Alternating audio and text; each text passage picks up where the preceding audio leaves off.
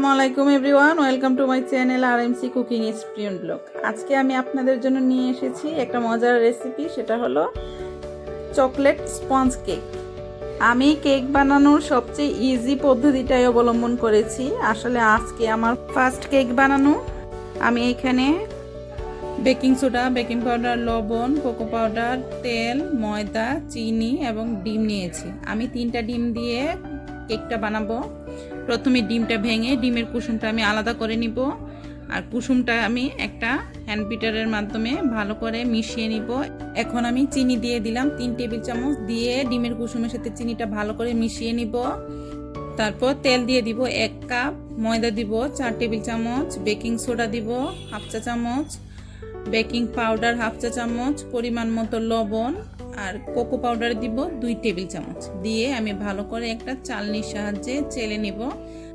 এখন আমি সবগুলো উপকরণ ভালো করে হ্যান্ড বিটারের মাধ্যমে মিশিয়ে নিব, যাতে কোনো দানাদার ভাব না থাকে। এখন আমি ভ্যানিলা এসেন্স দিয়ে দিব হাফ চা চামচ। আপনারা চাইলে চকলেট এসেন্সও দিতে পারেন। দিয়ে আমি ব্যাটারটা ভালো করে মিশিয়ে এক সাইডে রেখে দিব।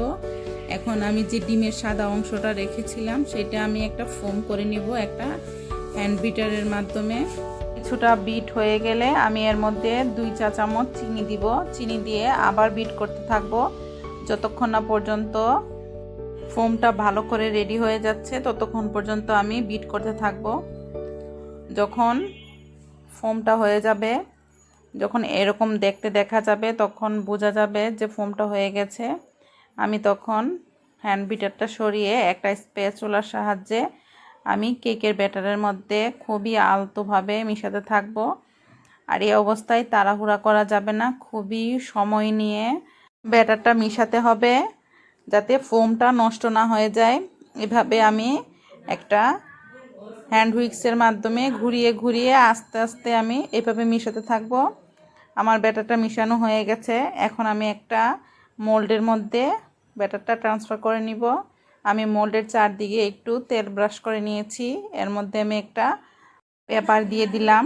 এখন আমি কেকের ব্যাটারটা দিয়ে ভালো করে একটু ট্যাপ করে নিব যাতে ভিতরে কোনো বাবলস না থাকে। আর একটা কাঠি দিয়ে একটু ঘুরিয়ে দিলাম। এখন একটা হাঁড়িতে স্ট্যান্ড বসিয়ে আমি 5 মিনিটের জন্য প্রিহিট করে নিয়েছি। এখন কেকের ব্যাটারটা দিয়ে ঢাকনা দিয়ে দিব 30 মিনিটের জন্য। 30 মিনিট পর আমার কেকটা হয়ে গেছে। অনেক সফট হয়েছে কেকটা, আর খুবই টেস্টি। দোকানের কেকের চেয়েও কোনো অংশে কম হয়নি।